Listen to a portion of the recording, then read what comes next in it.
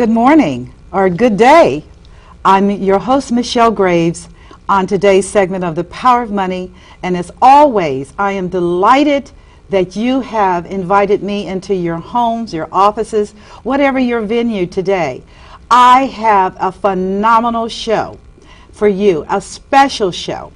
I will be interviewing a remarkable gentleman on the field of education. He is an educational consultant. He is a young man, and he is a man on a mission. And so I am honored, privileged, and delighted to bring to all of you for the next hour a gentleman, L.Kobie Wilkerson, who resides in the city of Atlanta, Georgia, to talk with all of us. And I'm going to be listening hard because this young man is so impressive to me. He moves my soul, viewers, and I think you're going to feel the same way. So without further ado, I'd like to introduce him to all of you today. Sit down because you're going to enjoy this show with L.Kobie Wilkerson, who is just a master in the field of education and educational consulting, and he is concerned about our children. Of course, you know I love children and I love seniors. Those are my two heart spots. So without further ado, let me introduce you to L.Kobie Wilkerson. And how are you today? Hey, good morning. Good to have you here. I so appreciate you coming on my show today to talk about a subject that is so near and dear to me, and certainly so near and dear to you, and that is the subject of our children and education. But before going any further, would you please give our viewers a little bit of information about who you are and why I am so excited to have you in my studio? Wonderful. Thank you for having me. Oh gosh, my honor. I'm originally from Cincinnati, Ohio. Okay. Born and raised there. And then shortly after that, I went to Kentucky State University. I always knew that I wanted to work with children, but I thought I was going to be doing something a little bit differently, actually. Originally, I wanted to be a pediatrician. Yeah, so I thought I wanted to do that, but then as I started going and getting ready to go off to college, I realized I really couldn't do it with children what I really wanted to do with them, being a pediatrician. So I switched my major to education. Okay. And so at Kentucky State, I majored in education and sociology, and then got a minor in psychology as well. My goodness. Yeah, so I graduated there with 2 degrees and a minor, and then shortly after that I taught kindergarten. So the little ones love that. Little ones. Yeah, I had a blast, learned a lot. I'm learned sure. A lot in that year. And then, I'm sure. And then went off to Kansas State University and got my master's in education administration. And then shortly after that I taught kindergarten for 2 years. And then I started my educational consult company, which is Love to Learn Educational Group. Love to Learn Educational Group. And where is that based out of? Based out of Atlanta, Georgia. And so our motto is instilling a love of learning in everyone we touch. Instilling a love of learning in everyone we touch. That's powerful. It is. It is. I think that I got into consulting because I had the same kind of epiphanies that teachers did, and so my niche in the market is a little different. We would have people come in and do professional development with us and talk to us about, you know, kind of what we should be doing in the classroom and things of that nature, but I saw a gap in that no one would ever kind of come in and show us what to do. And so that is kind of the gap that I feel, actually go into classrooms and do model teaching. Really? Yes. So explain to me how that works. Well, what I normally would do is try to get what the teachers will be teaching. So their objectives or standards, and actually come in and teach what they would be teaching. Oftentimes you have some people who would do that, but they would have these, you know, fancy lessons that they would come in and work with. And as a teacher, I'm an educator first. And so concerned about teachers not feeling like they have to make up a day, I would basically just take what they would be teaching and kind of show them how to teach it. It's not the what you're teaching, it's the how. So it's not the information, it's how you are transmitting information to young people? Absolutely. It is, I believe that there are 4 components to achievement. Okay. The what is definitely important and a piece of that. But the 4 components are love, Okay, love, belief in students, belief in students, knowledge of information, knowledge of information, and the skills to teach. and the skills. So when a teacher is in the preparation mode where they're in college and they're developing the skills to teach, hopefully they have a desire to teach, but that's not necessarily always the case. They may view teaching as a good avocation and therefore develop the skill sets. But those other three, would you talk about the love, Right. the belief, And the knowledge of the information. and the knowledge, so important as well. So you bring those into your model as well when you teach and work with teachers? Absolutely. We go into the classroom and show them what it actually looks like with their kids. Oh my goodness. So you actually do what we call a practicum, where they literally watch you do. Absolutely. My goodness. Absolutely. And can you say with some level of integrity that your presence does create a difference in that classroom environment, the teaching that you show them? Absolutely. It's one thing for you to come and, tell people about what they, quote unquote, should be doing with their kids. And my belief is if you're going to talk to teachers about teaching, that you should be a master teacher. I couldn't agree more. But that's not always the case. Okay. And so my motto is that I can show you better than I can tell you. Well, let's talk about this issue of education and teaching and what I call a major paradigm shift from the old model of you sit there and I tell you to a model that's more interactive and perhaps more challenging for teachers today. Where do you see education today? Well, education, there's definitely a space for that. I think that what we've come to know throughout the research and studying is that kids learn in a multifaceted of ways.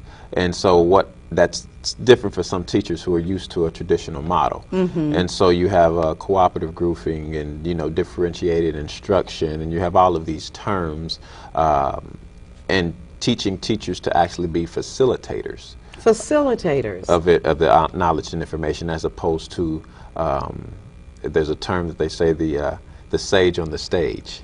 Okay. Where a teacher is just kind of standing in the front of the room and just kind of, dictating everything. Yeah. Like a symphony? Absolutely. Oh my goodness. And okay. so, but you cannot direct a symphony unless you have been trained to be a good. Yeah, you got to have an ear for all the other. Staying with that analogy. You have to stay. Okay. Yeah, so you have to have an ear for that. But I think teachers, I'm definitely a pro-teacher. I believe in teachers. There's a lot of, information out there that says, do you know enough about students to teach them? And the reality of the situation is that 85% of the teachers who are teaching African American and minority students are white women. And so, my goodness, let me see that. 85% of the teachers who are teaching African American and Latina children are white females? Are white females. And that's the reality of the situation. My goodness. Yeah. Now, the color thing is not as disturbing as the culture thing. Right.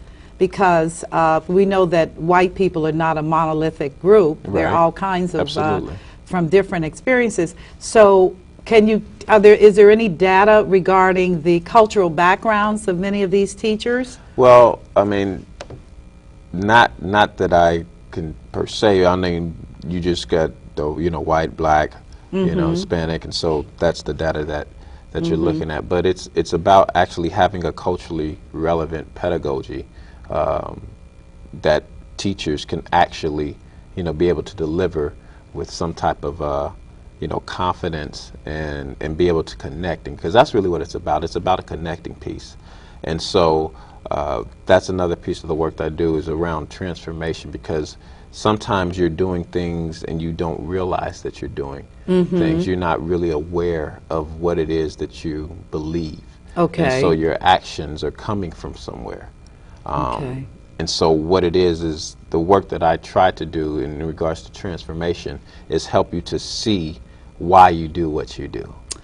For the teacher. Absolutely. And what are you finding? Well, a lot of times people don't know. You know, you go and you just do things, and you get into this operation mode where you're just doing things over and over and over, but you're not really understanding why you do it. You know, you go to the gym because you believe something, or you don't eat meat because you believe something. Right. So out of all of your actions, there's a belief system that is pushing that are pushing those actions. And so when you're working with kids, whether you are aware of it or not, there's an underlying belief system there that is causing you to operate how you operate, and sometimes you're not even aware of it. And so, my goodness, you do know what you're saying. Absolutely. That is troubling to me. Well, that's kind of how people operate. I agree. It's not just an education. That's why you have your psychology background. Yeah, it's not just an education. It's in all relationships. You know, with the how you operate in marriage, and you know, mother to daughter, and there's a reason why you're doing it. Because sometimes you have these underlying beliefs which are guiding your actions that you're not even aware of. And so, what I kind of do when we do the professional development pieces, we kind of, you know, stop and ask some of those questions, and that's the thing that I set up. I say I don't have all the answers, but doggone it, I got some really good questions. Oh my goodness! But it is the questioning. It is, and it's about an internal look. It's about looking internally, and so some of the questions are asked is, you know, what do you believe about education? You know, what do you believe about parents? What do you believe about teachers? You know, how do you see your role?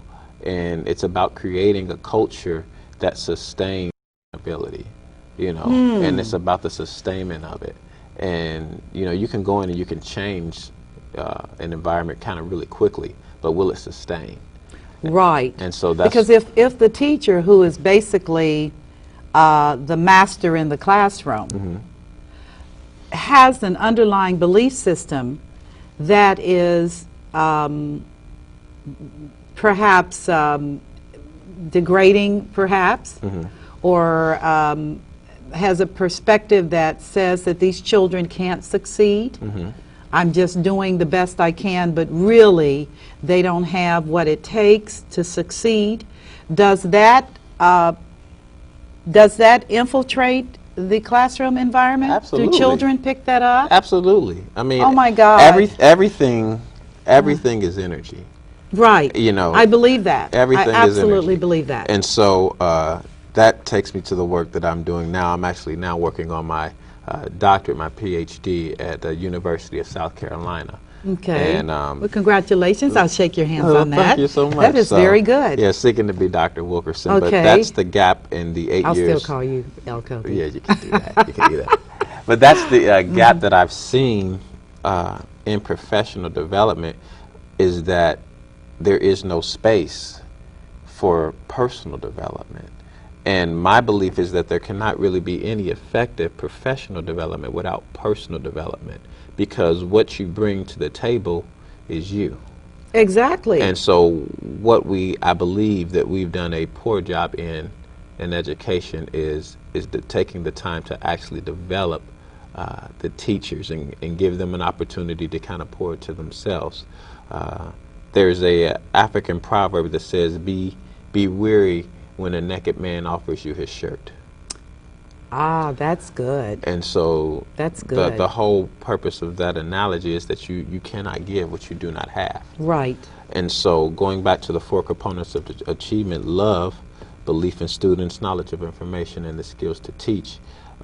If you don't have love within yourself, you can't give it. And so what you do is you bring what you have.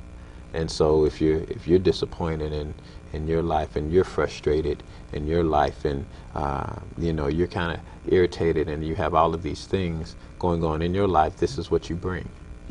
These are the things that you bring. And so in my dissertation work, that's the piece that I'll be working on, is how do we effectively infuse a personal development piece into professional development, so that teachers become better people.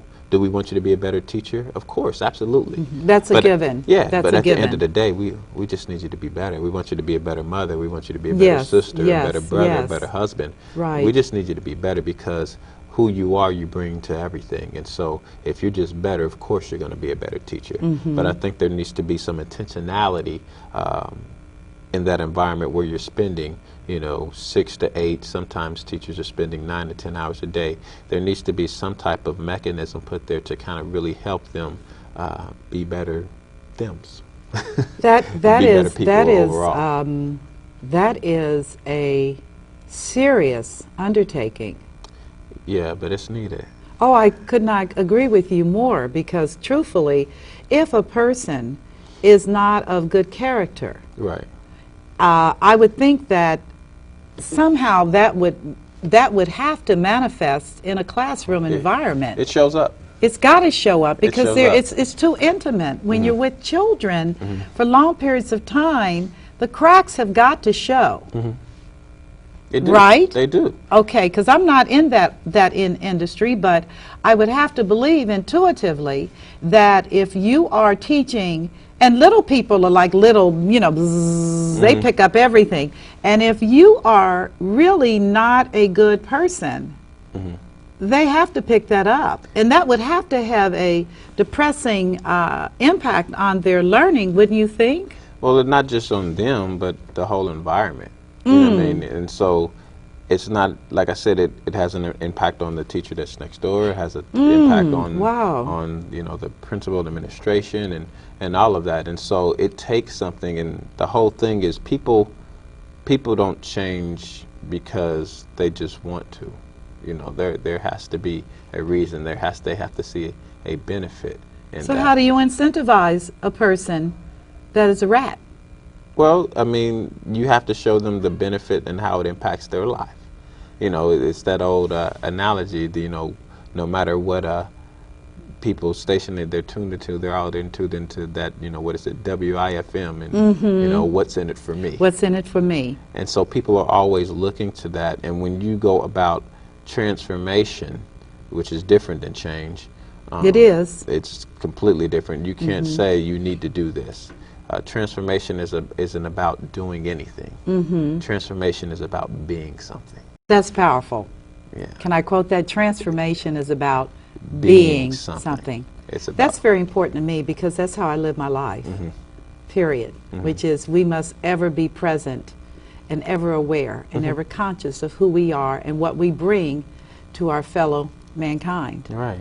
And it has to be positive. Has to be. Well, it has to be, but in professional development, what we're trying to do is get teachers to do something. Okay. You Well, tell me more. Tell me you more. need to do this, and you need to do this curriculum, and you need to teach this way.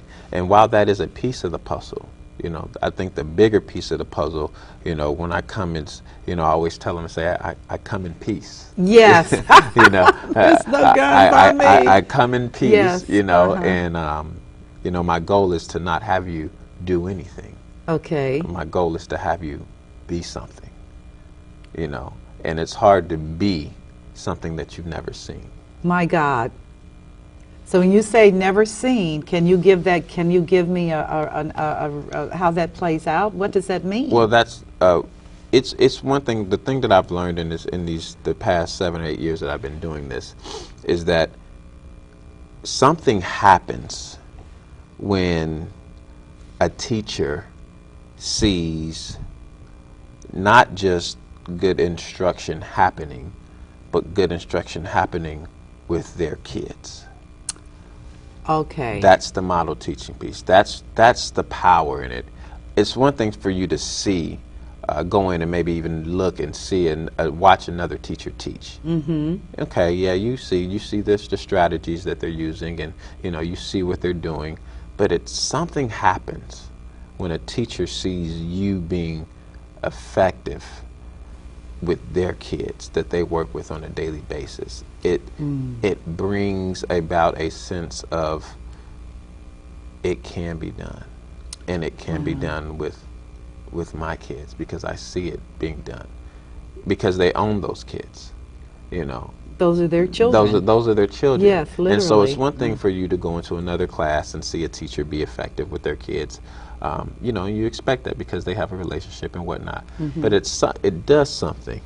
It does something to a teacher when they see you know, it being done, quality instruction really being done, and connecting with their kids, and you know how you move around. It gives them a sense of hope, and it hopefully allows them to see something that they haven't done. And that's my thing, is that you'll learn more watching me teach, you know, a 45 to 60-minute lesson than you will ever learn from me standing up and telling you, you know, what you should do, you know, for 2.5 hour, 3 hour, you know, professional development, because there's going to be some things that I'm just going to do innately that I'm not even going to be aware of, because it's just what I do.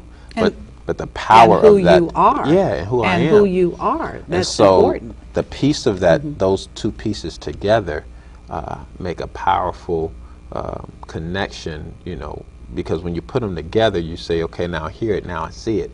Because when I first started doing this, I got a lot of flack because, you know, it's love, you know, belief in students, and then you got knowledge of information and the skills to teach less, and those were given to me by a mentor of mine, Asa Hilliard, who passed, who was a professor down at Georgia State University.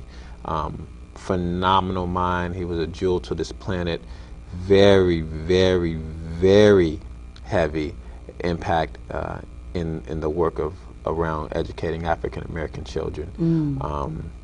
The world misses him, but he gave that to me. We were at a conference up in Canada, and he said, you know, the love, belief in student, those are the 4 components. You take that and you develop that.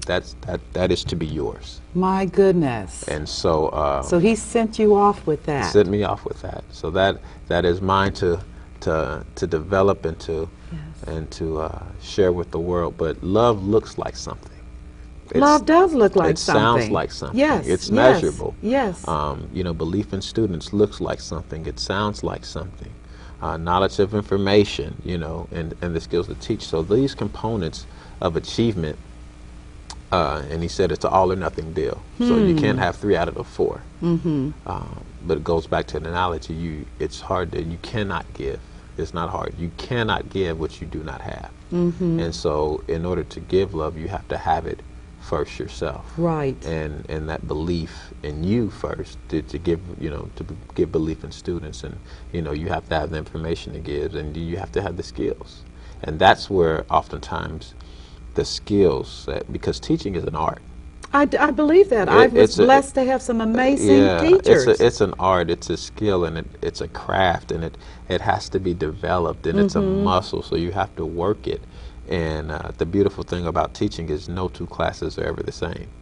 Are you kidding? No 2 classes are ever the same. Is it the children or the teacher or both? It's both. My gosh. Yeah, because you have a makeup of personalities, and so, you know, and skill sets. So no 2 classes are ever the same. And if you talk to any teacher who's been teaching any number of years, they'll tell you. You know, they'll tell you that every day. You know, well, and every year. Oh my gosh. You know, every year is, you know, you get a class and it's different. This class is different than that class, and you know, and so you know, to make up the personalities and all of that, and so that's why it's really about a giving of yourself and a connecting piece, and you know, the piece that I really work with teachers is. You know, some people say, well, you know, our students, do you know enough about the students to be able to teach them and reach them? And I said on the other side of the fence was, do they know enough about you to receive what it is that you have? Do they know who you are, and from the place that you speak of, you know, do they know about what it took, you know, for you to get there? Do they know about, you know, some of the trials and the tribulations that you've had? And so there's an exercise that I do with teachers, and it's called, you know, telling your story. Well, tell me about that.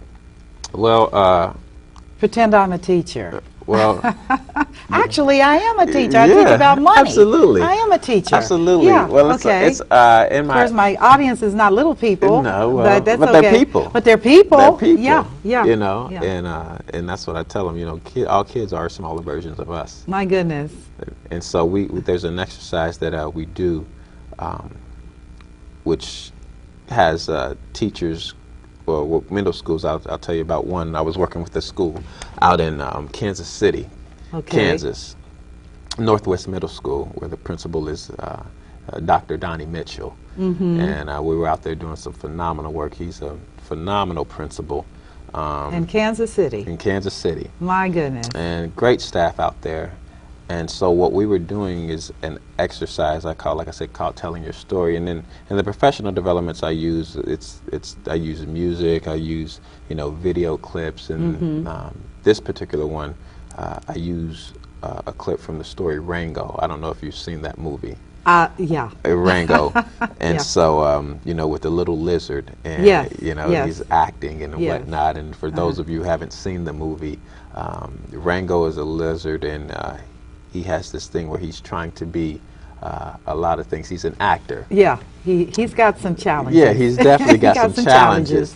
And Yeah. so he's making up all these stories. But the piece that we work on is how do you tell your story so that your students really see you as human. They see that you bleed and that you hurt, and because contrary to popular belief, students will hold you in high regard, that you can do no wrong. And so it's important that they see that you may be a teacher, but you might have had some struggles with education. And so one of the things we do in exercise is, these are middle school students and teachers. And that would be what grades? 6th, 7th, and 8th grade. Okay, all right. That's an interesting period. Yeah, 6th, 7th, and 8th grade. And so I had them do an exercise where I actually had them write a letter to their 13-year-old self, for those in 6th grade and those in 7th grade. And what would you have told yourself? What would be the advice that you would give now if you could go back, to your 12 or 13 or 14-year-old self? What would be that advice that you would give to them? So to you yourself. ask them, to themselves. To themselves. Okay, they write a letter to themselves, To their say 13-year-old self. To their 13-year-old, and give that person advice. And then they read that to their students. My goodness. And how is that received? Oh, it's received really well. It's good on both ends. Okay. Because what it does is it causes teachers to actually go back and look inward and reflect, to see themselves as a 12 or 13-year-old or 14-year-old, for these teachers who are middle school teachers, to see themselves then. But it also connects them to a greater connection to these kids, because they start to think like, okay, well, I was 12, I was 13, I was 14-year-old once. But at the same time, then it gives the students an opportunity to look into the teachers, into their lives, and gives them the students to actually see the teacher opening up, because there's something. And becoming more transparent, wouldn't you say? Exactly, absolutely. Isn't there a danger in that, though? If you are trying to establish boundaries, and the minute you tell them at 12 years old I was crazy, and didn't know my head from my feet, isn't there some level of risk in crossing those boundaries? Absolutely. But there's risk in everything that we do. I so agree. But the reward is far worth Okay. it. Because what it does is it allows you to connect. Okay. And there's an old adage that, students don't care how much you know until they know how much you care. And My goodness. Yeah, they Let me don't say care. that again. Students don't Care how much how much you know until they know how much you care. And that's all people.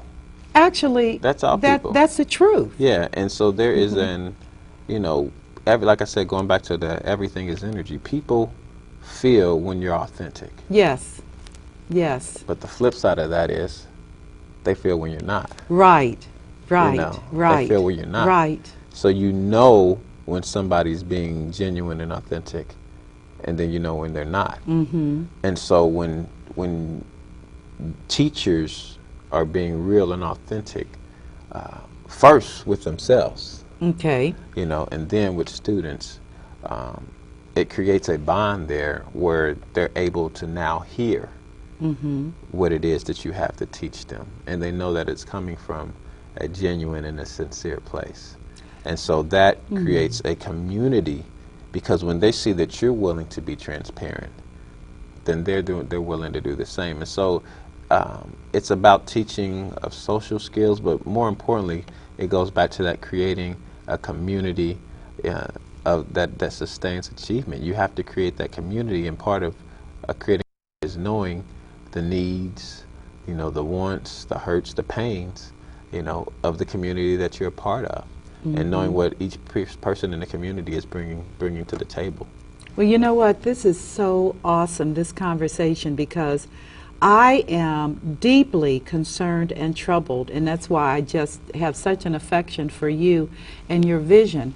And the reason I'm concerned and troubled is because young people are having to deal with incredible things outside of school, with their communities, with their parents, with the family structure dissipating before our very eyes, the loss of any kind of religion and connectivity spiritually to ground them. And now you're talking about digging into teachers' heads and trying to make them evolve into the great people they are. Incidentally, I think teachers are the most underpaid people of all professions. Absolutely. I absolutely, and I know there are going to be some that say, that's just not true, they get vacation. I said, they don't get vacation, they got to do continuing ed, they got to use summer to learn. Right. But the fact that they have the power to take a child from a person who only sees from afar a future with their name on it to actually becoming that human being. And I can just tell you myself, I have been so blessed with incredible teachers from first grade on in a segregated school. They were desegging, and I was the first little black girl in a Kentucky school, and my teacher was quite white, and all my other classmates were quite white. And I remember feeling so odd, and I remember that teacher coming to me, coming down to my level and hugging me and telling me, you are so brilliant. She didn't say smart, she said brilliant. And I believed her. That's the love. I believed her. And the rest is history. But that little bitty encounter with a 5-year-old little girl, little black girl with nappy hair in an all-white school that was so scared. And yet that teacher, young white woman, bent down in front of all of my peers and said what she said and gave me a hug.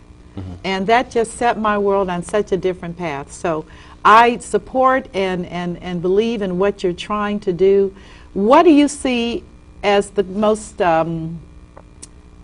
significant crisis facing education right now? What do you see?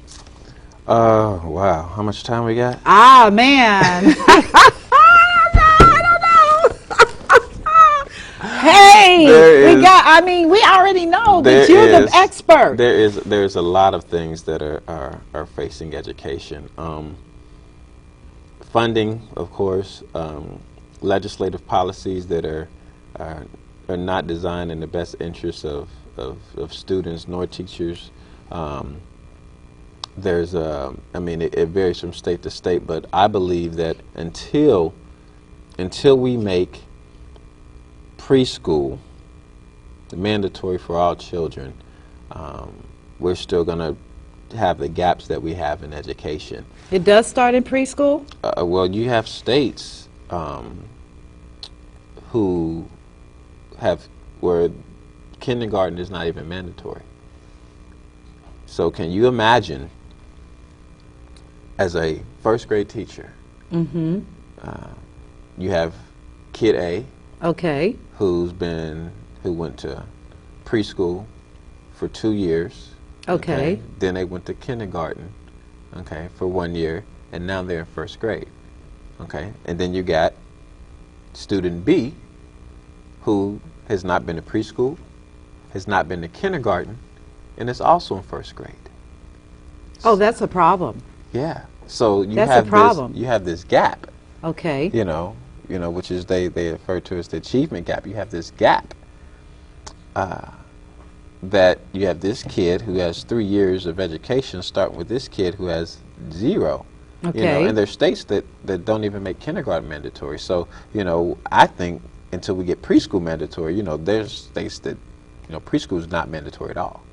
Well, what about parents that would argue I can best educate my own child because this whole homeschooling that is so much a part of the American culture today. It didn't exist when I was coming up, but it is so much a part of parents feel that they can teach their child. They don't want their child in a, quote, institutional setting. Well, I mean, that's the thing, you know, as a parent, you are missioned with doing what you feel is best for your kids. Right. But my whole thing is that you take, you know, if your kid is sick, you take them to a professional. You know, when your car's messed up, you take it to a professional who's a mechanic. And my thing is that people see, well, I can teach them to read, and you know, I can teach them to do math, but there is something to be said in the training, you know, and going to school. And like I said, it's how to teach. It's not so much what you're teaching, okay? How you teach, and teachers make a difference. And that's the thing, is that you can have somebody, you can give them addition problems, and then give them addition problems, and give them two teachers, but the way the teacher teach and how the teacher teach is going to make all the difference in the world. And do you have the skill set to be able to kind of relate it so that it makes sense, and then they can connect it to other things. And so down in Georgia, I'm in Atlanta, but north of Atlanta, they have what they call the Platinum Triangle, which is up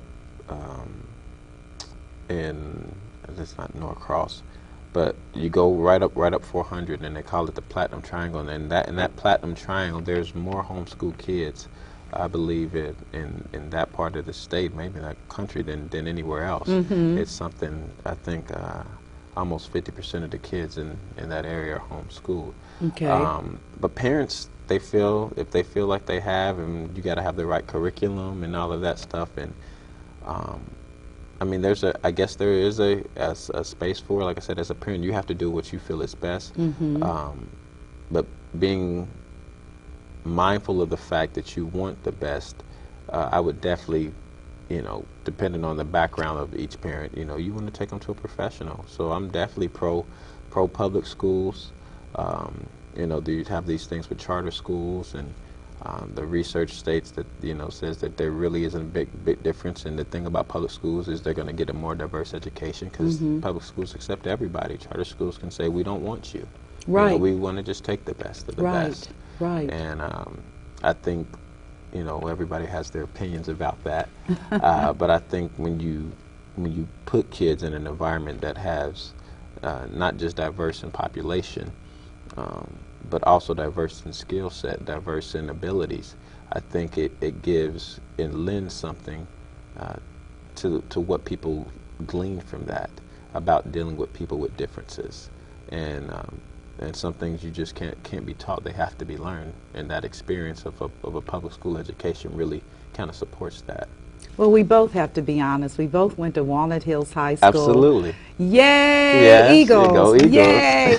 And Walnut Hills was again named by top 100, top number one in 100 Ohio. Number one school in Ohio. That was a public school. Absolutely, is a public school. Is a public school. Everybody, my God, Walnut Hills High School was harder than college for me. Yeah, it was. Just the pressure, the stress, the diversity, the energy. All of those things. Yes. And so I do support public education. I feel that makes this country incredibly distinct. It does. In terms of the ability to cross-mesh with so many different people. But I want to shift for a minute, because really, why I wanted you on this show is you write books. I do. And these are great books for children. And of course, I want to show the audience, this is one book called Fred and Mary. I love this book. Written by L.Kobie Wilkerson and illustrated by Aaron J. Ratzloff, who does an amazing job. And can you just quickly give us the story and the plot, and can people buy this book? Absolutely. Because I love this book. I mean, I just love your writing style. it was just, here it is. But despite all of this, Fred was happy anyway. He went about his business, not caring what people had to say. They talked about his clothes and his beat-up shoes, but none of these things gave Fred the blues. That is so good. Well, yeah, whatever they say, he just always replied, "You can't talk about my hair," and wink his eye. Yeah. I love this. Gosh, he can't talk about my hair. I mean, the illustrations are so great, and the value sets. Where can people get this book? You can go and to a DVD, a CD inside. Yeah, we have a DVD and a CD inside.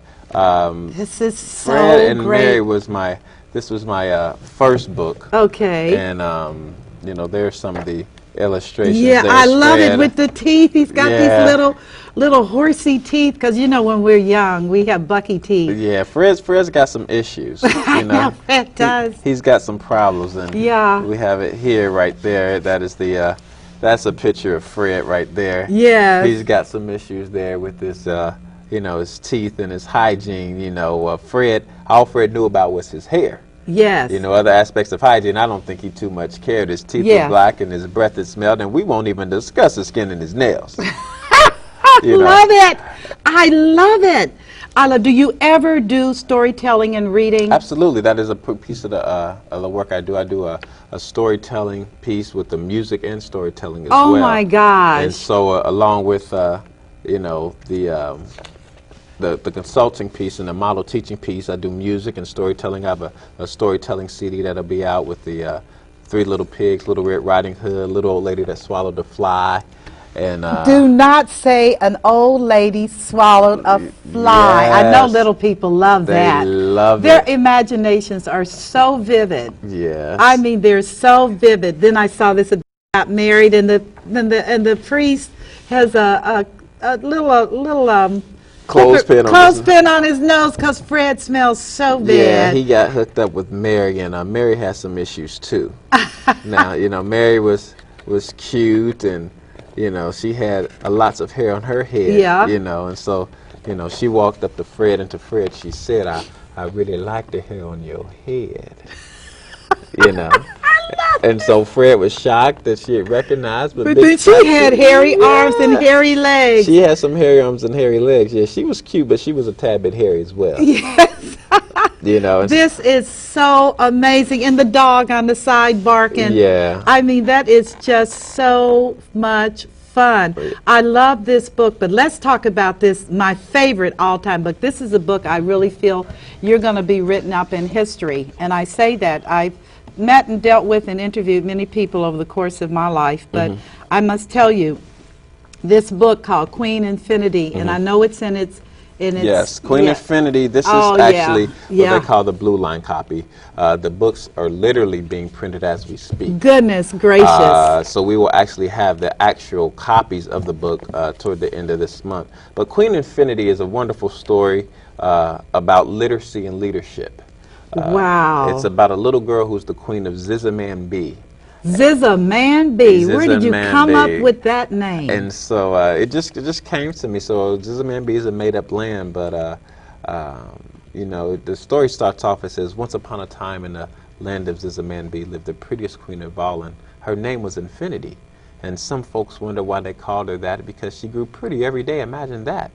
And along with her beauty, her knowledge and wisdom grew too. And how did, for sure, no one really knew. But we know this is a fact, and it's true to be. She had the largest library that you ever did see. And some speculate and others say that she read a book, and sometimes two, every single day.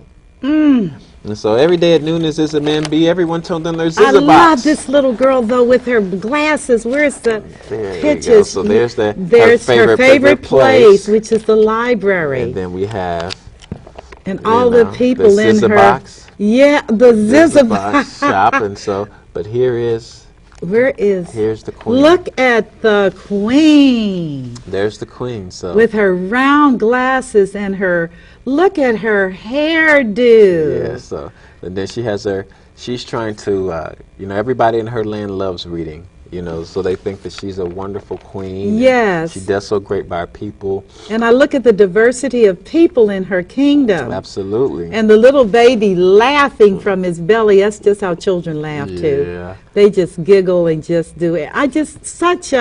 Oh, my goodness. So she has an evil uncle, and his name is King Arrogant. And so, you know, King Arrogant, you know, he wasn't very tall, but you know what else? His brain was small. You know. But see, the spirit of reading was the exact opposite in his land. See, King Arrogant hated reading so much that he burned every book that he ever read or touched. Now, between me and you, that sounds really bad, but he's only read one book in his life, and two's all he's ever had, you know. Oh, so he sounds like he's got issues. Yeah, so he stand up and say, you all listen to me, I'm the smartest man that could ever be. I know the whole alphabet from A to P. And then Miss Queen Infinity said... Yeah, what your highness didn't know is the alphabet ended in Z. Where can people get this book? Queen Infinity will actually be available. I love this girl. Let's look at this picture. Can I get a close-up of this little girl? This little girl is absolutely amazing. Queen Infinity. Let me do that again. Just look at her. Reading her book. Yes, with her big round glasses and her absolutely amazing braided pony-topped hair. Yeah, you'll be able to get them at booksbykobie.com, but what we're going to be doing with this is actually putting it on Kickstarter.com. Kickstarter.com? Kickstarter.com, and so you can actually go and support and pre-order the book before it actually gets here. And so in about a week, you'll be able to go to Kickstarter.com. Okay, and, Kickstarter.com. Look for Queen Infinity and go ahead and pre-order and support this wonderful project. I must have my own copy, and you must sign it because this book is headed to major awards. Well, let me show you what's so powerful about this book as well, is that in the back of the book, there is an appendix. There's an appendix of golden information here. And so we have all the literary genre, literary devices. I saw the numbers. I saw a periodic table in here. Yes, there's a periodic table I couldn't right there. believe that. And so we have the President of the United States. That's basic science. And then social. That's amazing. And so once again, a teacher, you know, I'm writing a book for the perspective of a teacher, so a teacher can actually use this, you know, and it goes across. Part of learning. And it goes across all content areas. So this is phenomenal so amazing. Story. I love this girl. You know, to own their lives. Students to own their life, and talking to students about real leadership. This is, I tell you, when you introduced me to Queen Infinity, I just thought of all kinds of people, relatives, children, friends, grandparents, just church people. Everybody needs this book because it is so important that our children be affirmed to greatness. Absolutely. This, I believe, is a God destiny, that there's no such thing as a mistake. Every child is purposed, and every child has the right to excel in whatever gifts bestowed upon them before they were even born. And so what you are doing, I feel, is so ahead of the curve, and I will just say with great pride that I am delighted to have been involved with you in my money game, money rules piece, to begin to educate young people about money and wealth and understanding how all of these things work together. Yes. I am so concerned about that because the message that so many of them get in their home life and in the life called outside of school is that they can't be anything. Right.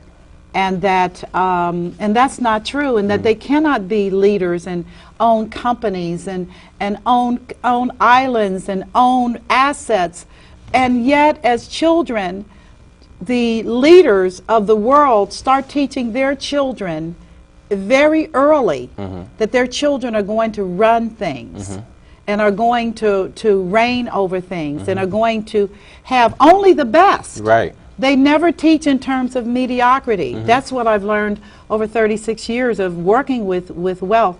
They teach their children that it is your rightful inheritance and entitlement to be wealthy, to be successful, to have all of the good things.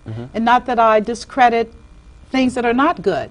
But I do feel that it would be very, very helpful if our children began to have the experience of defining their own life purpose. Right. And then being surrounded by adults and loving teachers who were excited about the outcome of their youthful decisions. Right. Kobie, as a child, I made a decision, two things. I wanted to be a scientist. Oh yeah, because I loved flowers and plants, and much to my mother's chagrin, I loved rats, white ones, and I was always doing stuff. And I loved math. I loved chemistry. I loved those things. And to find myself at this point in my life actually doing exactly what I dreamt about and did, I'm doing it. And so my life is very full because I really believe that it is an intentional, and that with intention comes fulfillment. Right. So I'm excited about that. Well, I just wanted to thank you. We only have a few minutes left. Are there any snippets that you'd like to share with my viewers today that you think they need to begin to apply in their own lives with children that can help a child to make that leap to the top? It doesn't matter how old your child is. I think the best thing that you can do is actually read, with children, and read with families, and actually sit down and actually take the time to actually bond as a family around books, because everything that you want you can read about. Whatever it is that you need, you can find it in a book. Okay. And so, getting them and exposing them to whatever opportunities, listening to what it is that they want to be, find a book about it, sit around and read about it. But especially your little ones, make sure you're taking the time to read with them. So reading does work. Absolutely. It allows their imagination. Exposure. It's an exposure. Okay. And it can happen through books. Taking them to the library? Great. Taking them to the library, taking them to, Barnes and Nobles. Even if you can't, like I said, afford to buy the books, go around and have them look at them and see them. Yes. What's good. Just the exposure and getting them, because that's the thing, is whatever you want, you can read about it. And that is so exciting. You can read about it. The imagination, the power of the imagination.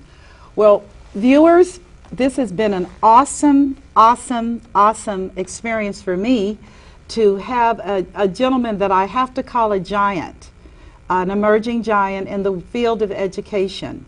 And he loves children, and so do I. And I just want to thank all of you for allowing us into your homes and into your hearts, hopefully, this past hour, where we've talked about the challenges in education, a little bit about what Mr. Wilkerson is doing. Please keep your eyes on this amazing book, Queen Infinity. Yes! Yeah, booksbykobie.com. Booksbykobie.com. K-O-B-I-E. And K-O-B-I-E. Booksbykobie.com.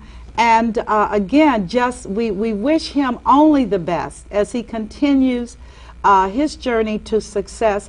Incidentally, he's already a success, because he is doing exactly what he has been purposed to do. And so I want to thank all of you for listening in and viewing, and I appreciate you being a part of my world on today's segment of The Power of Money with Michelle Graves, your host. You take care, and God bless.